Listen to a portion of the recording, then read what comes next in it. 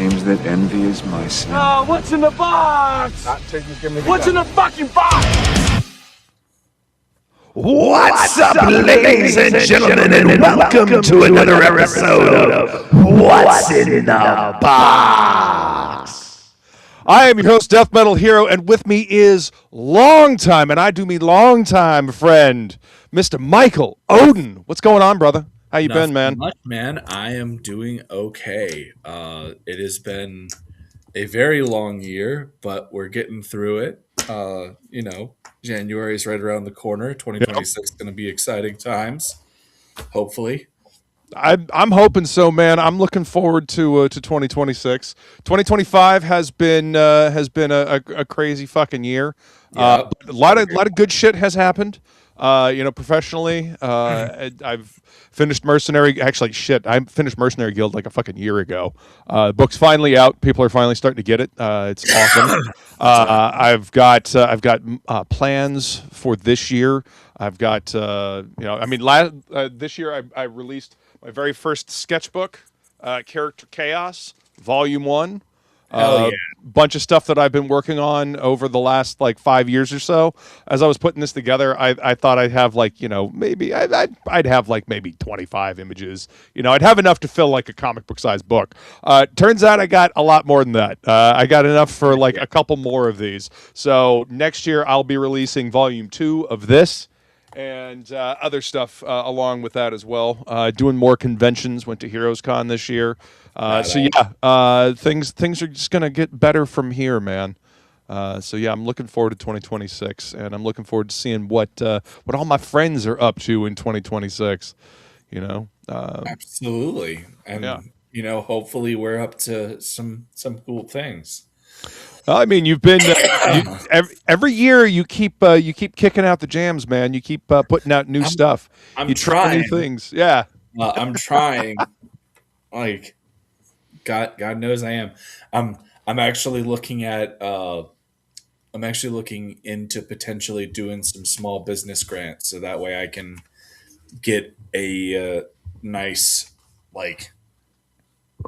capital base, so that way I can actually invest into this and make sure that we have a slate of 2 or 3 books where we're consistently able to produce, and then have crowdfunding be an initial distribution thing. But then there are indie focused distribution houses that are opening up. Oh yeah. Dude, and we need that. The way the industry is going right now, we absolutely need that. The fact that that Diamond, I don't know if you heard, but Diamond has officially declared official bankruptcy. They're dead. Yeah. Outside of Diamond UK still exists, but no kidding. Interesting. I only know that because of conversations that I've been having in back channels.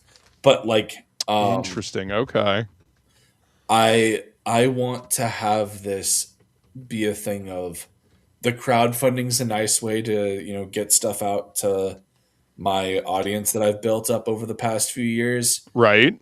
I want this to be a whole thing of goals. I want to get a website up where we have a store. Yes. I want us to have distribution. I want us to have all of this stuff, so that way it's its own sustaining thing. Yes. I'm no longer having to worry about, I need to go get my money and funnel it into a project. So I'm hoping to get some grants. We'll see. It's one of these things that's very frustrating, because in Europe, in Australia, and New Zealand, all these countries, all of their governments have grants for creative, specifically for creative projects. Right. Where a lot of these guys barely have to spend any of their own money, because they get a pretty sizable grant that takes care of at least most of their art production. So their crowdfunders are literally just to take care of their print cost and shipping.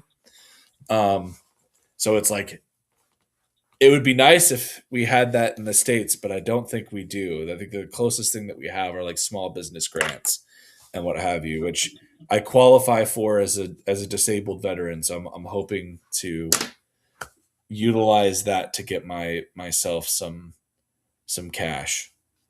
and some cash flow and get these things blown up, because man, do I have some crazy shit in store for you guys. Got some ideas for stuff, and I apologize for my microphone. My microphone apparently just shit the bed on us here. That'll happen. Yeah. Unfortunately, unfortunately, our government doesn't seem to value the arts. It's irritating as shit because we need that.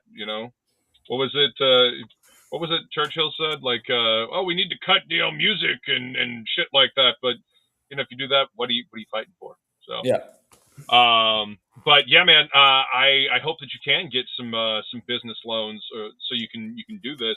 And I do also agree that investing in a website, I think that's going to be the future. Like it's a huge thing. I mean, we've seen it already with like the Diaz brothers have done a fantastic fantastic job with the Zaid Comics website, and Man with No Strings was a fantastic book. Very excited. I unfortunately missed out on that. I was super excited about it and was not able to back it when it was live. So it's still up, dude. You can still get it. Okay, good. Then I'm gonna have to do that. Like it's the zero issue, and they knocked it out of the park. I am super stoked to see the success that they've built. That, and in particular, they're crowdfunding on their own website. I really do feel like that's going to be the future of indies. So I think that the big thing here is that what we're going to see over the next couple of years, and I could be wrong, I could be full of shit, but I think crowdfunding on these platforms like Kickstarter, Indiegogo, it's dying. It is. Mainstream publishers have started to see these as a way to, excuse me, gotta love kids bringing in cold stuff. Little germ factories. Absolutely. So like, I think that what's going on is you have these major, like, I would say middle of the road publishers like Boom and IDW and everything like that are using Kickstarter, and they have marketing budgets that people like you or me, we don't have. Like this is the plus side of when you're a corporation and you have people giving you advertising money and this, that, the other, to make sure that their products are being highlighted in specific issues, because all of these books have ad space. Yeah. So maybe that's what you got to do. You got to disguise it. Can't say that it's an art project. You got to, you know what? Tell them that it's fucking AI. That'll do it. No, I'm not doing that. Not doing that. But like, I'm looking at doing small business grants. Yeah, because there are a lot of them, and if I can get, like 20,000, that's enough to get my website built. Yep, and that's enough to fund at least one more book of things. Mm-hmm. Maybe even two. I recommend Ray Haylock. Ray knows what's up. I've talked with him before. Good. And it will probably be him. He's given me some very reasonable rates. And so like that's the whole deal, is I want to make sure that I have something where people are able to get stuff, and then but anyways, that's neither here nor there. Right now, we're here because you have a package I do you've had for a long time. I have been on the road and traveling, and I've been going to visit this beautiful lady right here. I've spent a bunch of time at her place this year up in South Carolina. So, Skull gorgeous. That being said, Luke, you were backer number 1 on this. I know. Damn right I was. I would have expected to do this a lot sooner.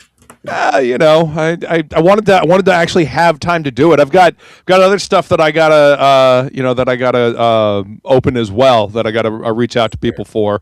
But we'll go ahead and finish saying hi to the chat. What's up, Tokame? Good to see you, Seth. Welcome, sir. Feline says, hello, Michael. What up? Let's see. Yeah, Diamond is gone. Critical Blast seems to be the main indie source right now. He is doing a lot of fulfillment for a lot of people, and he's kicking out the jams. RJ does a fantastic job, and he's been handling my fulfillment since the Embrace 2, but there's also, Filbo Distribution has started up, and they have 600 retailers signed up for their service. Yeah, this actually came from Critical Blast. And I do appreciate the fact that he put Elysian Fields Reborn down at the bottom of the label. That makes it easy to figure out what I got, so I don't have to open it to find out what it is. Let's see. He says, look into small business administration. And I'll take a look. Anwar, welcome. Good to see you. Thank you for joining us again. Let's see. I had to kick the soundboard over here to get the microphone back. I don't know if it's my soundboard that I bought off of Wish like 5 years ago, or if it's my USB hub over here that's going out. One of the two. Either that or they're just not playing nice with the new computer. But either way, I got the microphone back. Thank you guys so much for hanging out here. So, a little bit of history. Before we jump into this, I will, however, flip the camera around so you can see, and I'll make myself big. Okay, so this is Elysian Fields Reborn, packaged up, and I know there's a shirt in there as well. But I want to tell you guys a story. So back in the day when I first started hanging out in this crowdfunding scene, I backed a little book called Elysian Fields that looked like this. And it was one of the early episodes of What's in the Box that I did with Mr. Michael Oden here. I was super stoked to get this. I still love this holofoil cover. This was, like I said, one of the first books that I backed when I started in this crowdfunding scene. So I had to back this new project, and I managed to get number one. I got backer number one. So I got the limited edition. This is the preview version of the book, right? This was the one of 20 proof books. Proof book, so, yeah. Like there are actually some changes made in the actual book. Ooh. Nothing major, right? Like we caught some spelling errors, and then there was some coloring touch-ups that we ended up doing. But like you're not, if you've read this edition of the book, you've read the book, right? You're not gonna find anything like drastically different. Okay. So I just want to say, like, the transformation from this to this is absolutely amazing. I love the fact that you went from, regular comic book size, which, the majority of my collection is comic book size, but I love the fact that you went, magazine size. You went prestige format over here. Okay. And, it gives it such a wider, almost cinematic feel. You've got so much more room to tell stories. You can get those wide shots. Like, this book is fucking beautiful, dude.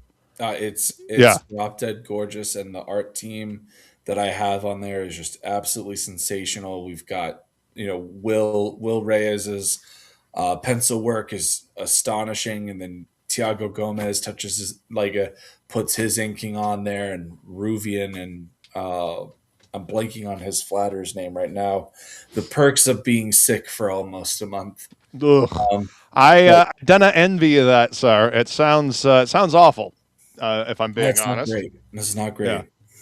All right. So tell everybody a little bit about this story. Like, where did it come from? While I open this up, and I will use my Damascus steel blade here. Where Elysian Fields came from was a bunch of fucking nerdy kids around middle school lunch table with no lives, arguing not only what of their favorite superheroes would win in fights, but like, what about different mythological figures? Like, who would win in a wrestling match between Heracles and Beowulf, or who would win in a fight between Gilgamesh and Achilles? And so like that really stuck with me for years. You guys weren't just nerds. You guys were uber nerds. Oh yeah, 100%. It's a miracle any of us ever got laid. It's genuinely a miracle. That's great. But anyways, point is, as I got older, this is always something that kind of stuck with me. Right. And I came up with the idea of Elysian Fields as this kind of underworld tournament of mythological heroes where it's like every religion in the world has a deity of the dead. And so it's all of these gods of the dead have put together these teams of heroic champions to fight on their behalf in this abyssal tournament to have control over the underworld. Yeah, you got that V. Ken Marion shirt. How slick is that? Yeah, dude, that is fucking dope. Dude, that's such a powerful image, man. Such a powerful cover. I love it. Is that the cover you got, or did I you? think so. Yeah, I believe that's the cover that I got. That's the Lionheart cover or something like that, right? Yeah, yeah, the Lionhearted cover. Yeah, I mean, being a Leo, I had to get the Lionheart cover, and this is my favorite image of the covers that you had available. It's so powerful. You really couldn't go wrong with any of the covers that we had. We just had a sensational turnout. Like everyone brought their A game, and like V. Ken Marion and Andrew Dahlhaus just destroyed this piece. Dude, Dahlhaus does such a fucking good job, man. I love his stuff. But yeah, in terms of the story here, you've got Achilles. You see his final battle at Troy. He dies. He goes to the underworld, and he reunites with his loved ones very briefly before he's ripped away to an arena where he has to fight alongside Heracles and Hyppolite against teams of other mythological champions in this tournament to help Hades regain his dominion over the underworld. And it has begun. Yes. And Achilles is getting pushed in ways that he never did in life. I think that one of the big things that has always frustrated me, and ironically, we're having this show tonight where I get to talk about this, but people like Troy has become trending because the pictures of the Odyssey have been coming out, which looks even worse than Troy does. Yep. But like one of my big issues with everything that you have is this whole thing of whenever Hollywood does an adaptation of the Trojan War, they make everything centered around this fight between Achilles and Hector. And I understand why, but they always miss the point of that fight. It's not a duel between equals. It is Hector is the best warrior of the Trojan side. He has been fighting on par with the best Greek heroes that you've seen throughout the book. And you're going to get to see him get slaughtered by Achilles. Like he is no match to what Achilles can do. And especially specifically a wrathful Achilles, because that is because he was on the warpath at that point.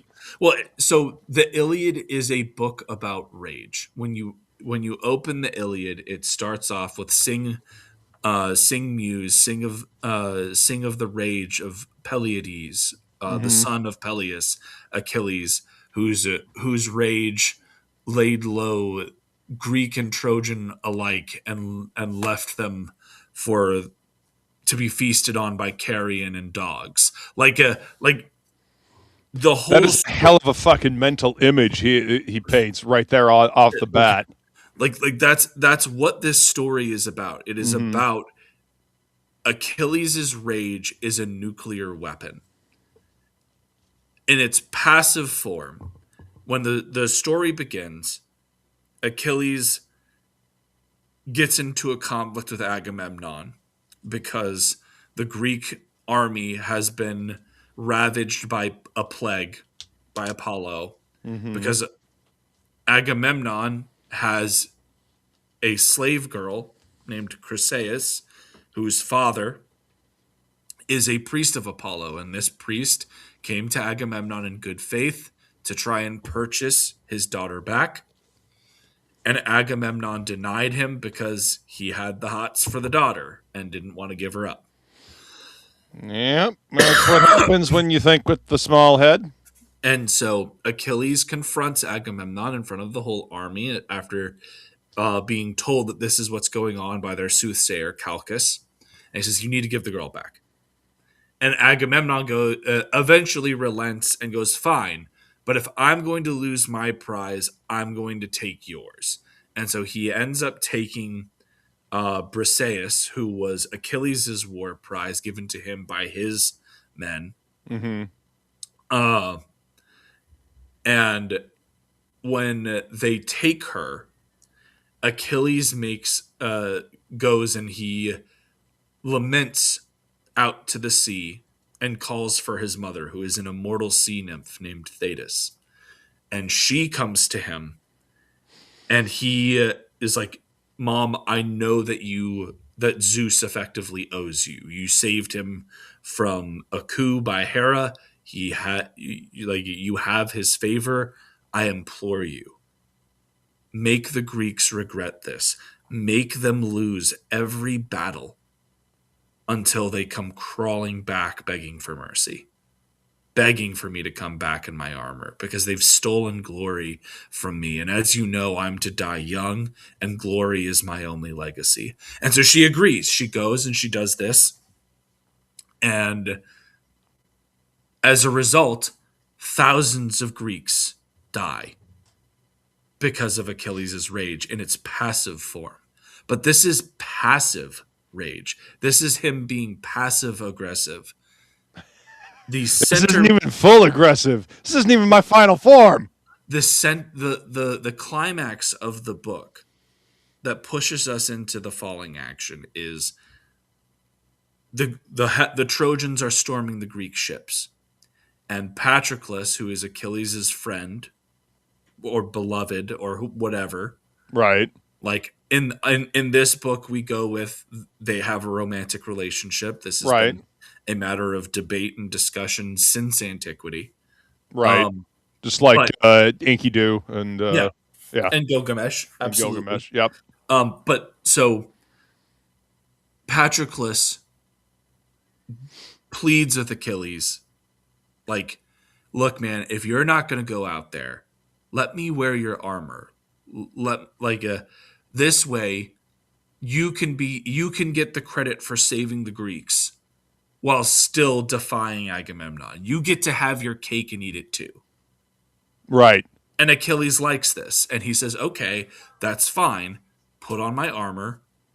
Go drive the Trojans back." But he tells Patroclus, "You need to be careful.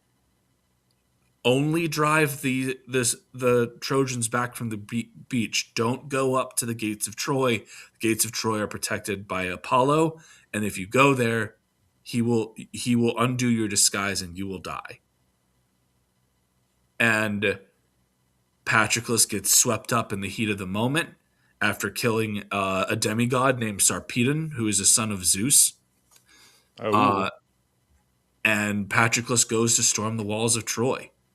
And he ends up, after a series of events, gets killed finally by Hector, who just literally delivers the final thrust. They don't even fight. So like that's another one of those frustrating things, is it's always, Achilles, Patroclus gets killed by Hector in this one-on-one duel. No.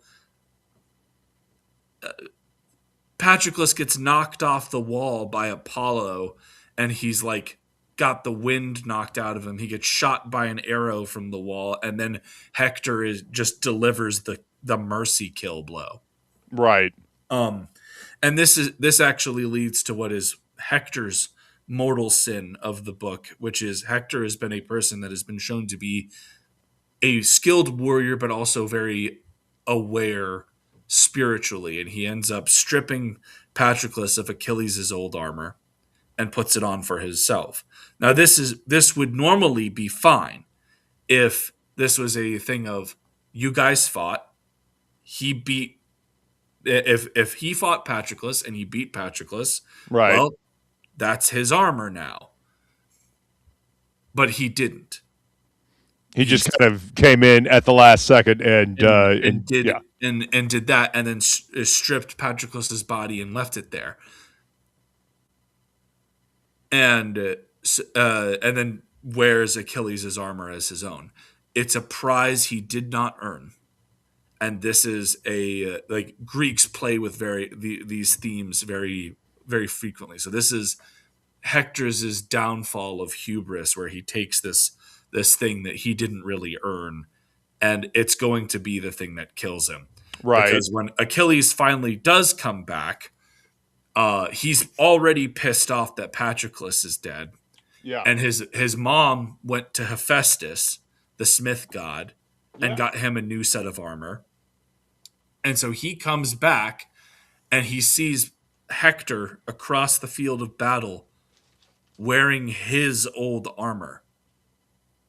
You done did fuck up now, son. Well, and this is one of these interesting things, is when you have this final confrontation between Achilles and Hector. Achilles has chased Hector around the city of Troy several times. He has killed so many people that the local river god Scamander tried to drown Achilles because he had filled the Scamander River with blood, and Achilles had to get bailed out by Hephaestus. Apollo tried to trick him. Everyone's trying to protect Hector, and it still comes down to they end up having this thing where Hector gets tricked into actually facing Achilles by Athena, and they face off. And Hector knows he's going to die pretty fucking immediately. He tries to bargain with Achilles. He says, like, let's make a pact of honor that, whoever lives or dies here today will ensure the other one, their body gets back to their families, and this, that, the other. And then you get the coldest line in history, fiction, whatever you want to argue about the Iliad. There are no pacts between lions and men. Brutal. And then Achilles, like, literally one-shots Hector because Hector's wearing his old armor. Yeah. And so he knows where its weak point is, which is this crevice in the neck. And so he literally just lunges his spear right here and gets him. And then he strips Hector of the old armor, puts it in his chariot, drills a hole through Hector's ankles, and puts a belt through the hole, ties it to the back of his chariot, and has his horses freaking go full throttle around the city of Troy 10 times, one for each year of the war. Yep. And that's what this image is right here. Yep. That's what this print is. So, like, absolutely fantastic. But, like, this has been my frustration, is the whole point of this fight is not Achilles and Hector were equals. It is Hector was a person that you empathized with. He was an honorable enemy, and he did some impressive things. He was no match for Achilles, and Achilles' rage just fucking swallows this guy's hold in a completely terrifying way. Achilles becomes a horror movie monster in the last part of the Iliad, because the whole point of this is it's leading up to Priam begging for his son's body back, at which point Achilles realizes that this was all his fault. Again, you have the poetic imagery of Hector is not wearing his traditional set of armor. He is wearing Achilles's. So in a way, Achilles is not just killing Hector. He is killing the version of himself that got his beloved killed. Yep. So this is what it all comes down to, is when you go into Elysian fields, you have this Achilles who fought in the Trojan War. And he really had no challenge whatsoever. There was no warrior that came to Troy that really pushed Achilles. There wasn't. Right. Like, you can make an argument in the post-Homerica that Memnon gets a slash across his chest, which we didn't include in this because I actively didn't want that to be the case, because it makes the thesis of the tournament more compelling. Achilles is in this very weird part in Greek mythology where it's the kind of the veil between mythological history and actual history for them. Right. This is the effectively the third age of heroes. And so Nestor, who is the oldest guy in the Greek army, is constantly talking about how even Achilles doesn't measure up to the likes of Theseus or Heracles. So the whole point is to put Achilles in this situation where he is literally fighting people that at bare minimum are on even keel with him and at maximum are better than him. Right. He is getting challenged like he never got in life. And the reason why I wanted to do this is because the big thing that I wanted from this Achilles was when he comes back, he's initially very reluctant. He wants to return to peace. It wasn't something that he got to appreciate in life. But now the demon on his shoulder is turned and is like, yeah, but you could really see what you're made of now. Yeah, you can really prove yourself. Like you can really be as great as you know you are, because you get a chance to go up against all of these big bads. And it's like that's really what the core of Elysian Fields is this whole thing of, will Achilles be consumed by that demon, or like will he make the same mistakes that he made in life, or will he choose a different path? And so the first storyline of this, I actually have all written. I have all 5 issues written of the first storyline.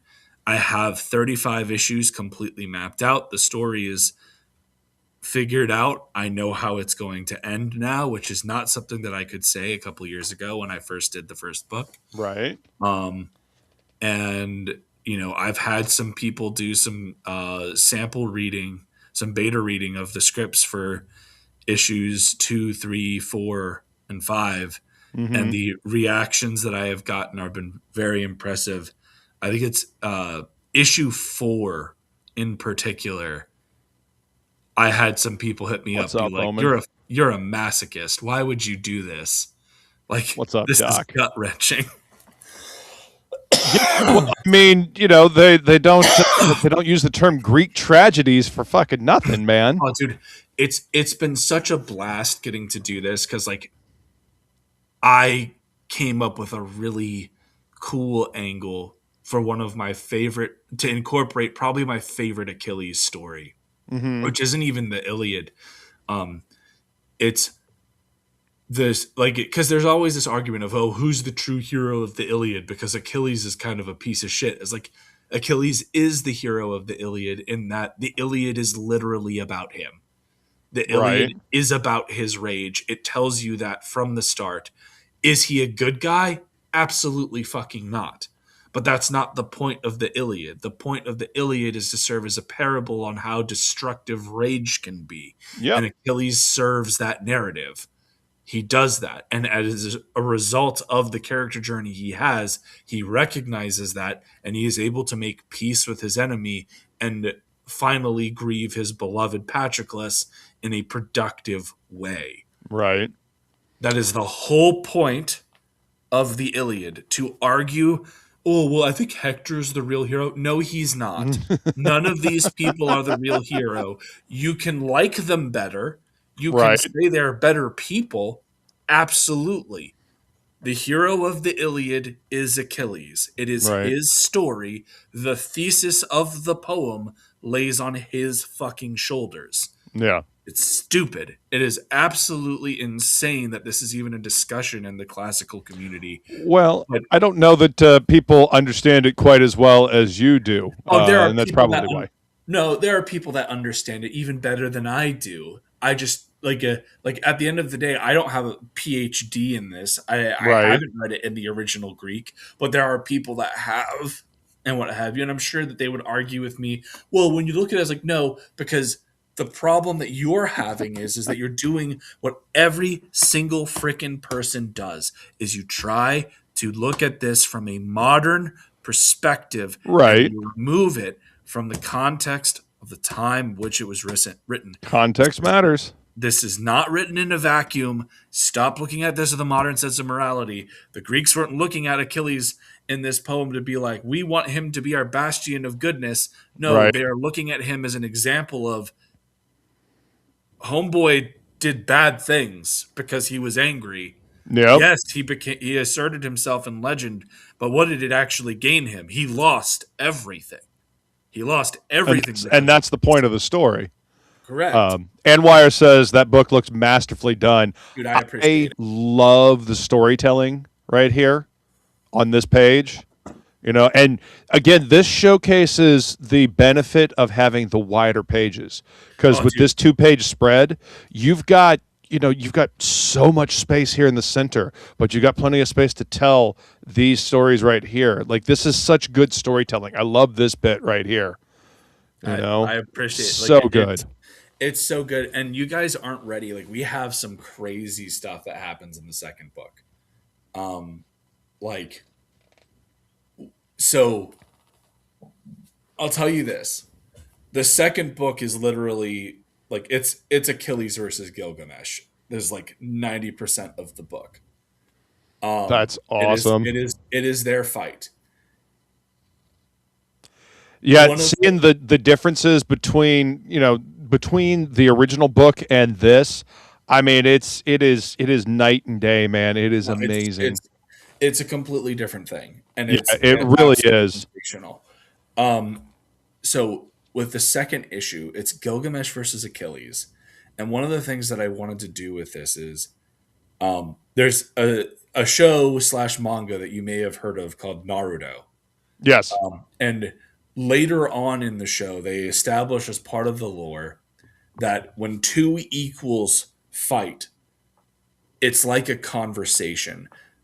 Each strike is dialogue between them. They're able to talk to one another through fighting. And I really liked that. And so it's Gilgamesh and Achilles telling each other their stories as they're fighting. So you get to see the Epic of Gilgamesh through the eyes of Achilles, and you get to see the story of Achilles through the eyes of Gilgamesh. That is fucking cool. And it parallels them and showcases how they are like these narrative foils of one another before establishing what's going to give one of them the edge in the fight and allow one of them to win. So place your bets. Who's gonna win? You get to see. This is like what is that YouTube show out there? Death Battle, where they'll take like two fictional characters and they'll put them together. But this is with Greek mythology, or actually world mythology. Yeah, man, and like I'm excited. Like we have a lot of really fun stuff planned, and last week we were supposed to do this, and so to make up for that, I promised on social media that I would give some exclusive dishing. Heck yeah! I just want to talk about how fucking cool this cover looks. I don't know that my camera is doing it justice, but the holofoil on this is it's beautiful. This right here, the lens flare. That really pops on this, especially with this. The silver foil is not usually something that I like, but it worked so well on that cover. It really does, man. It suited it very well. Like I was like, okay, yeah, that fucks. That's really good. Yeah, I really like this, and I love the feel of the book. The pages feel really good. This is a fucking high quality book, man. It is, again, it's night and day different. I love the original one. But this is a level up, man, and you keep leveling up, dude. That's awesome to see. That's one of the big things that I really wanted to establish here. Is this was the culmination of everything that I've learned in 5 years, right? Like when I did the first book, I was an idiot that didn't know what he was doing. I still don't really know what I'm doing, but I'm not as hopeless as I was 5 years ago. And so I wanted to showcase that I've grown quite a bit, right? And to that point, like even from this, the goal is to keep making it, to keep pushing it, keep making it better. Which is why, as I said, how do I do this here? Hold on. Oh, that's share media, share screen. We'll start off with this one. Alrighty. There it is. And we'll full screen that. Oh man, look at them pencils. So so as I said, this book is Achilles versus Gilgamesh. And as you can, one of the things that we're doing is, we're showcasing their stories being reflected. So like on Gilgamesh's crown here, you're seeing Gilgamesh cradle Enkidu. On Achilles' visor on his helmet, you're seeing Achilles cradle the dead body of Patroclus. You're seeing them being communicating with each other, their stories, telling it to one another as they are fighting. That's fine. See, and that again, that plays into your whole, a fight between equals is a conversation. Yeah, that really plays up that aspect and adds to it. It showcases it, in fact. And so this is the first page that I'll show you. I'm going to show you guys 2 more. How does that sound? It sounds fucking awesome, dude. All right, so let's close this one out. Alrighty. And then, yeah. This is a 2-pager too. What we got? What are you doing? Stream? Why? Okay, there it goes. Yeah. Wow, dude. So this is the Bull of Heaven from Sumerian myth that Gilgamesh and Enkidu killed. Right. Shooting ethereal energy up at Hippolyta, who is dodging it on her mayor of Diomedes. That is fucking cool, dude. I love the pencils. Like he's got great pencils, man. Will is insane. I am absolutely doing an unwrapped edition for each collection. Like it's gonna be it's happening. Oh yeah, I think just seeing these pencils, yeah, I would love to see just a pencil edition. That would be amazing, man. It's so good. And then the final screen, the final one. We saved the best for last for you, Luke. Ooh, and these, by the way, these are all brand new exclusives. I just want to point that out. And apparently, my for whatever reason, StreamYards keeps EVMux keeps popping up a blank screen in front of us. It's very strange. I mean, I can see it. Yeah, I can see it too. It's just I've got the YouTube video open on another screen so I can keep tabs on it. But yeah, as soon as I make this big, it goes away. So, man, that is wild looking. So that's Heracles smashing Enkidu's spine in with his why am I blanking? Club. Damn. Yeah. The stuff leading up to it. We go all out here. I mean, like you do. If you're gonna have like a full on battle like that, you gotta go. If you're gonna go all out, right? Yeah. Go home, as they say. Absolutely. I hope that the people in the chat can see this because it would be a very big shame and crime if you could not. Oh, they can see it. Okay. Yeah, they can see it. I can see it on YouTube now. Outstanding. Yeah, no, that is a great image, man. That would make a damn good poster. Like the wide image you have here of Achilles dragging Hector's fucking rotten corpse around. Yeah. This would make another really good poster, I think. Can't wait to see that one colored up. It's gonna be awesome. Insane. I can't wait. So there's the page that leads into this. Mm-hmm. It's like a perfect 2-page like a perfect 2-page setup where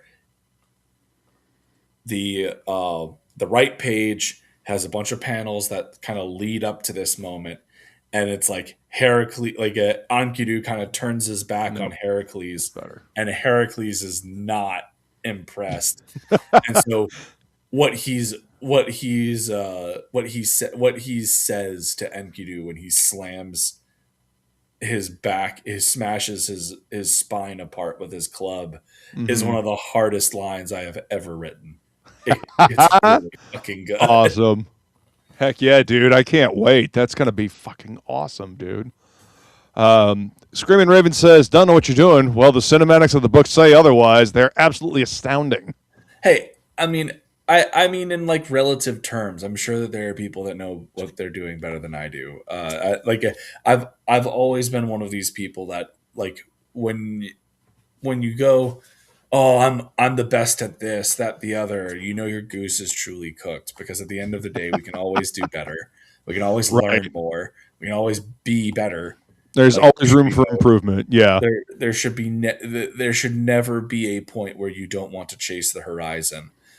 Well, I mean, you're done then. If you're not striving for more, if you're not striving to get better at what you do to be the absolute best version of yourself, then you're done. You're cooked, as the kids say these days. You're cooked. My fiance is wandering around our living room with Adrian Goldsworthy's Roman Persia, probably looking at maps. She got the research bug. No. Google has something about Pharsalus wrong, so I'm looking up what Google I love you. My friend, I do believe you found your perfect match. It's okay. Like right before this stream started, I sent her a picture from Christopher Nolan's The Odyssey that showcases them all wearing pants, and I was digging myself out of a little hole earlier because she was like, "What are you doing on your phone?" I was literally researching, finding the actual lines from Euripides where they talk about like they use the Greeks did not like long sleeve garments at all. They considered them effeminate. Okay. And don't ask me why. That's just what it is. And so there's a line in Euripides is the Cyclops where they're talking about Helen, and they're talking about how she could be seduced by anything. After all, she fell for this guy wearing breeches. What the fuck, man? She abandoned her perfect husband Menelaus for this guy wearing pants. It's like literally what they say in it. I'm like, I am going to go into more detail on this hopefully tomorrow. I'm waiting to hear from all this because there have been more stills released and they all look fucking awful. It's very frustrating. Okay, so are you gonna be doing that on your channel or Aldous' channel? It'll be on mine. We've drop the link for your channel, because I don't believe I added it to the description of the video. I see how it is, man. I missed it. I was looking for it on your X account, and I didn't see it. Well, you should have known that I'm terrible at technology, Luke, and I don't have it on my X account. Because we can adapt on the fly. We can adapt and overcome. Here, I was sending it in the private chat. Alrighty. Anwire says the holofoil, the cardstock, the full color graphic work throughout, not to mention your work in the retelling of a classic tale of Achilles, is just very well done. Dude, I appreciate it, and like this is a story that means a lot to me. The Iliad was my bedtime story growing up. Achilles is probably my favorite character in fiction or history. Like it's literally a flip of a coin. I mean, however you want to look at it, you know. Need me to open that for you? Hold on, sorry, I have to fulfill my man duties. That's on there tight, actually. That's embarrassing. This might not come off. Nope, I got it. Woo! There we go. Keep your man card for a little longer there, buddy. Yes. Almost knocked down like all of my statues that I have here. It's great. But yeah, I really appreciate it. This is a story that means a lot to me, and I can't wait to tell more of it. I really think that Elysian Fields has some of my best writing that I've ever done in it. And we're even doing a spin-off called Song of Hippolyta that we got a great artist for. That the final 13 pages of book 2 are a character profile on Hippolyta done by this artist that serve as kind of the prologue to her Song of Hippolyta series, which is going to be sick. That's awesome. I think I remember you mentioning something about that a while back, that you wanted to do that. I'm glad to hear that that's actually moving forward. I think I actually have. Hold on one second. Can you pull up my Kickstarter? I can actually. Yeah. That the link to that I actually do have in the description of the video. So I'm not completely terrible at this whole link finding thing. I didn't say that you were terrible at it. I was just giving you shit because we're friends, Luke, and that's what damn right do. So if you go to update, let's see now. Best way for me to share screen. I'm trying to remember which update that I did this on. I think that it was swap. And maybe 5K there reached. It is not. Give me a sec. I need to find this because I know that I have it on an update. 3 stretch goals unlocked. Let's see if it's here. I will find this thing. This is now making me annoyed. I know I put it on here. It's there somewhere. But as you guys can see, hit the link in the description, and you guys can go check out the preview pages, so you can look at them more in depth. Here, you can see the character art. I love the logos for each character as well. Here we go. I found it. It's We Did It. We Have Funded. You get to see one of the pages from it. Let's see. 5K crossed. We did it again. We have funded. Yep. Read more. There we go. There we go. Yes. And that's going to be the same size format as this. So this story will be in there, but the Song of Hippolyta will be like your standard comic book size. Oh, okay. So it's going to be a regular comic book size. What is it? 6.75 by 10. Yeah, I think so. Like that's a flip of a coin for me because I can with how this artist, how Codicea does her art, I can format it for either. Gotcha. Very big things, so like I could do it, but like she fucking crushes it. Like this is so good. We've got love the colors, man. The colors are just she does all of it. Wow. Pencils, inks, and colors on this, and it's sensational.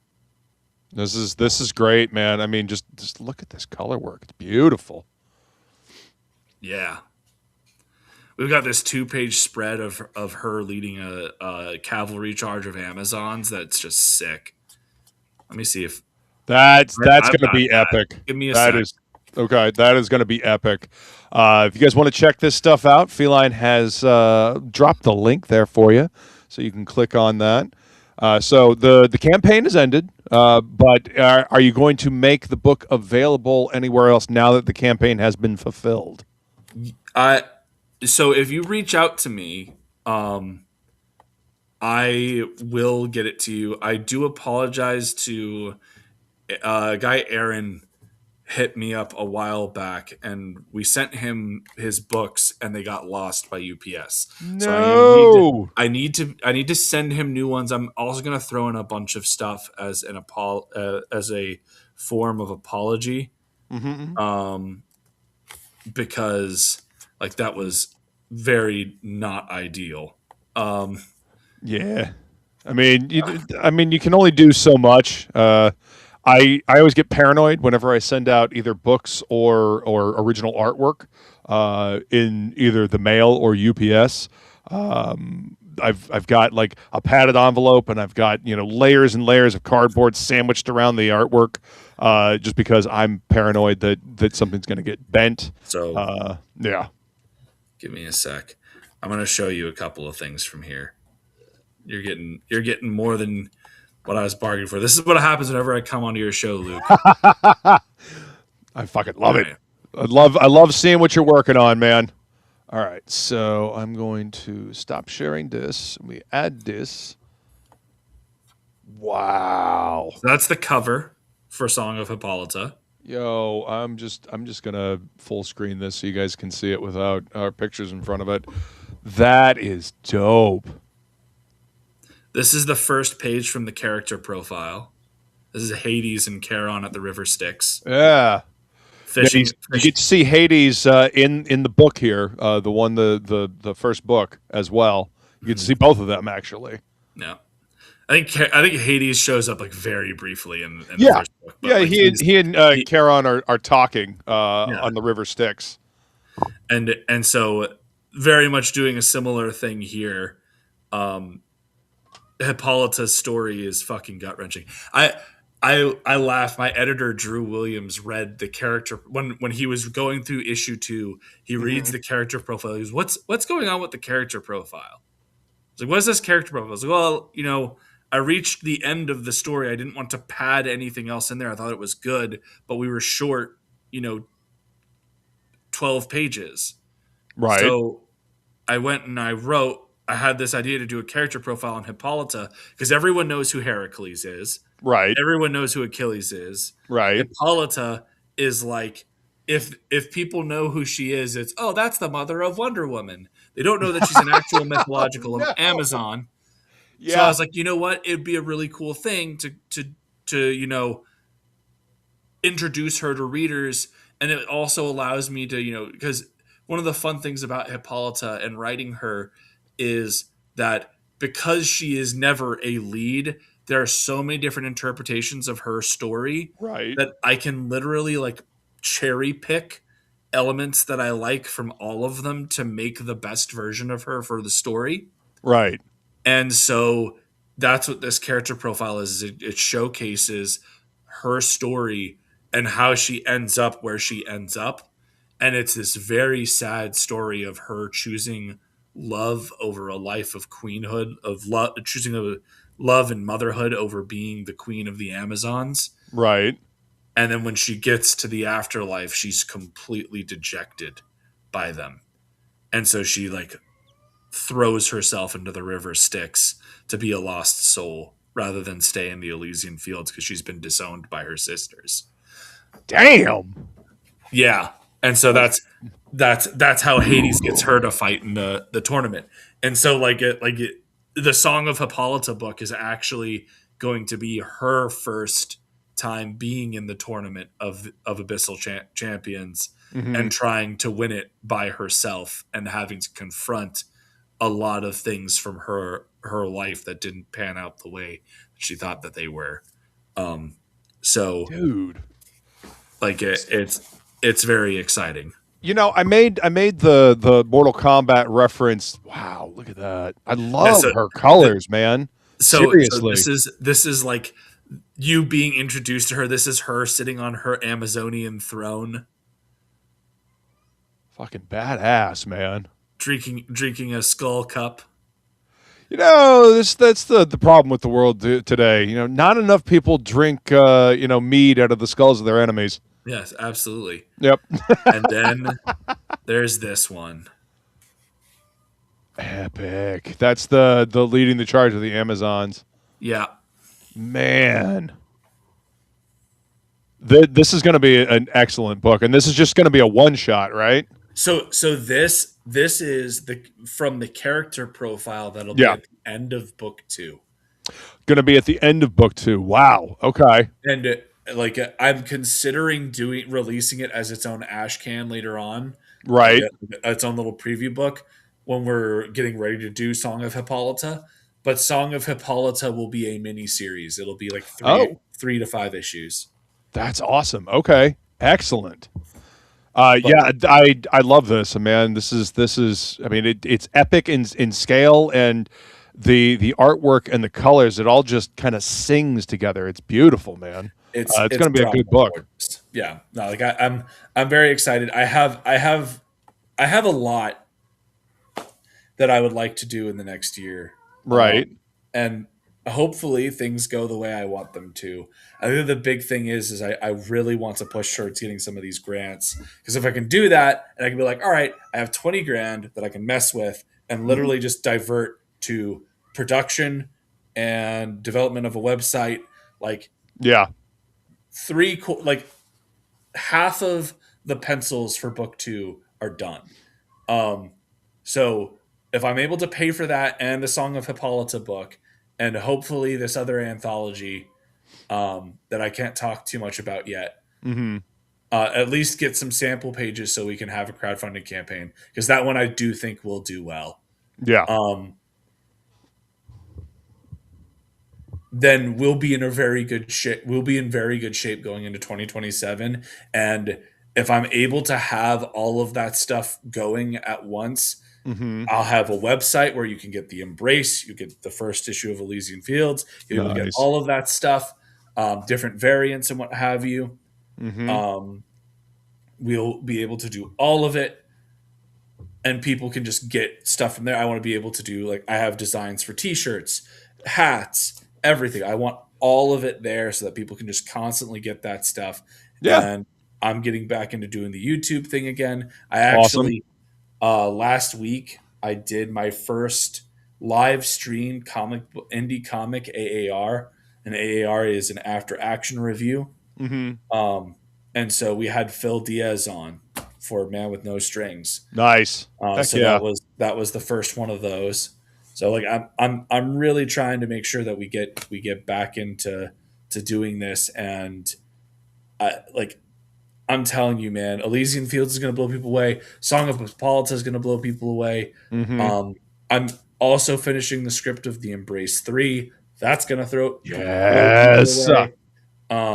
Dean's done with the pencils on The Embrace 2. I think he's going to be starting ink soon once he finishes these commissions. He had some shenanigans happen where the job he was working for back in Australia went under. Yeah. And that was shitty, but you know, it is what it is. We're making strides, and then I have like 2 anthology books that I want to do too. I've got a lot, like, that's the big problem, man. I have so much shit that I want to do, and I just don't have the money to really put into it. It's one of these things that, like, I have a house now. I have children to feed. Of course. I have pets to feed. Right. There are medical bills. There's all this stuff. All that real life stuff.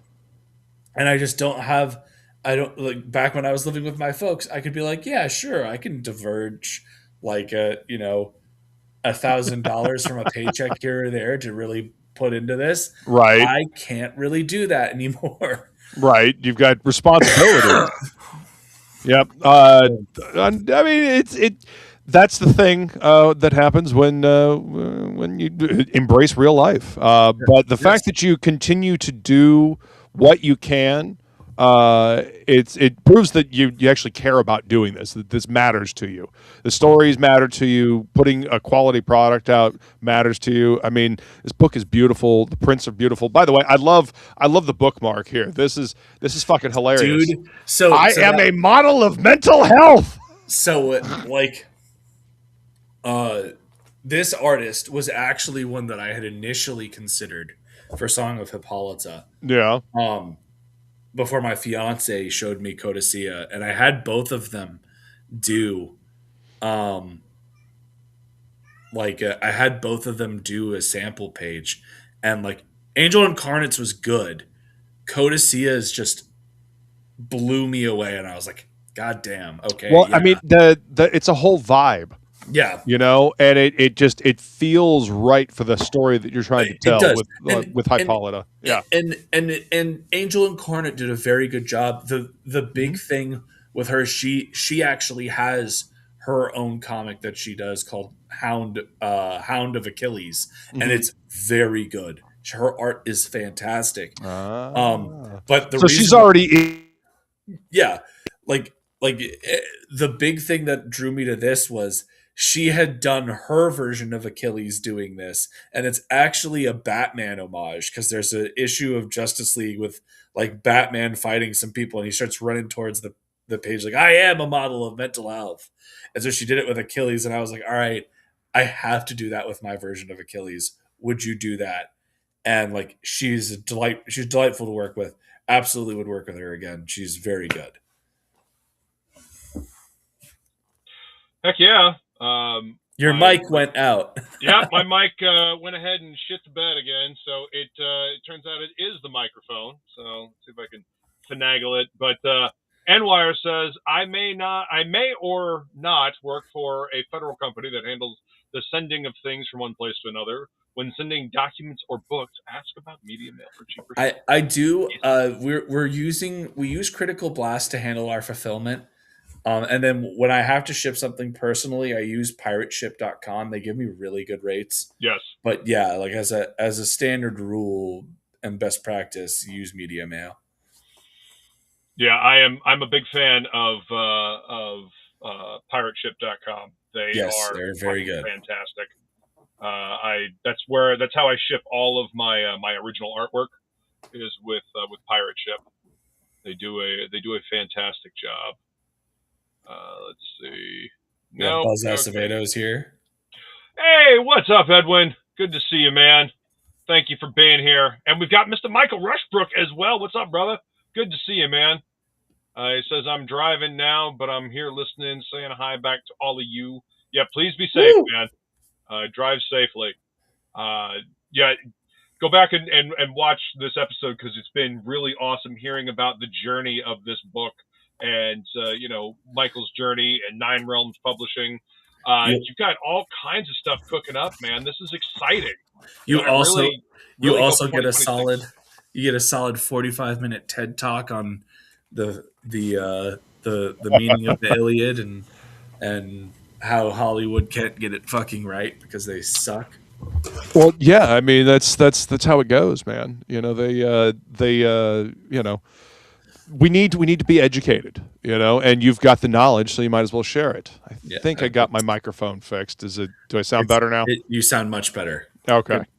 Good stuff. Yeah. I'm gonna have to pop that thing open and see if I can figure out why it's doing what it's doing, which means soldering. Yay!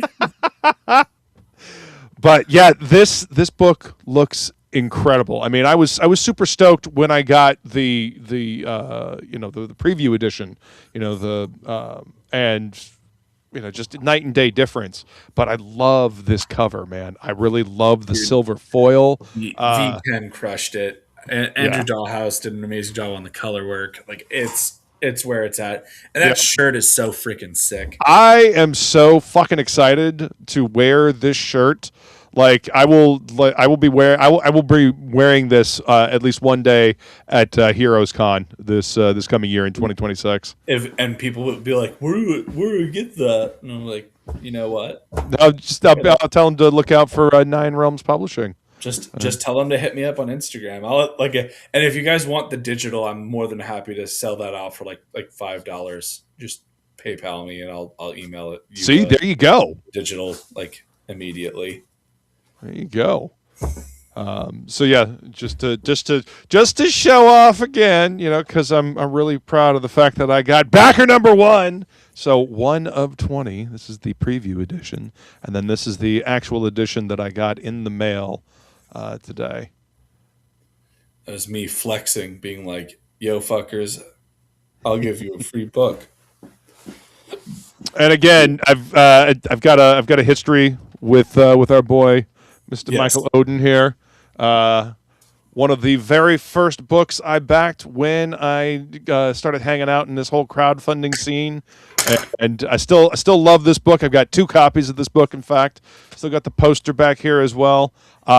Dude, it is inspiring and fucking awesome to see how far you've come, how hard you've worked, and all the success that you have managed to accrue for yourself by just doing what you love, man.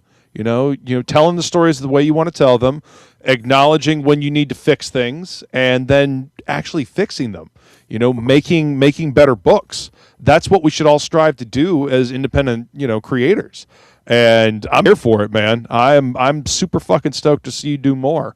And, seeing the exclusives, mind you all, on this episode of What's in the Box. I'm excited to see, to see what comes next year, Absolutely. And as I said, I want to get these stories out. I'm hoping that I'm able to go full throttle by around February, March timeframe. Yeah. And really start production on book 2. But if I'm able to get one of these grants here sooner, that would be awesome. I would love be helpful. If I'm able to get I'm shooting. I'd love to get anywhere between like a $20,000 and $50,000 grant, and then it's like, okay, cool. I can now literally just be like, all right, you're getting paid, you're getting paid, you're getting paid. Right. Go away and work for 3 issues. I'm like, and I start building the website. We get everything going. Yeah, that would be amazing, man. I pray that you get it. Yeah. Well, we've been going for an hour and 12. I appreciate everybody hanging out here and listening to us talk. Is there anything else that you'd like to say about Elysian Fields or Nine Realms or anything else that we haven't covered in so far? If you haven't gotten yourself a copy, you've made a grave error. You should remedy that and reach out, because I've got the link to his X account in the description of this video, and I can update that with his Instagram as well to make sure that you guys can get a hold of him. Don't forget to subscribe to his YouTube channel so that you don't miss the fun stuff that he's going to be talking about. I mean, a conversation between him and Aldous is going to be a hell of a lot of fun. I suggest you guys make sure you're subscribed so you don't miss that. It's going to be a part 2 because we already did one stream bitching about everything that had come out. So this is part 2. It'll be great. Well, then there you go. Make sure that you're subscribed and hit that link so you can go check out the Kickstarter. Make sure that you tap the little thing that says, hey, notify me when they do a new thing. That way you don't miss the next project. But chat, you guys are amazing. Let me go ahead and flip my camera around here. And chat, you guys are amazing. Michael, always a fucking pleasure having you on, man. I always enjoy our conversations. You guys fucking rock. And we will see you next time. Later.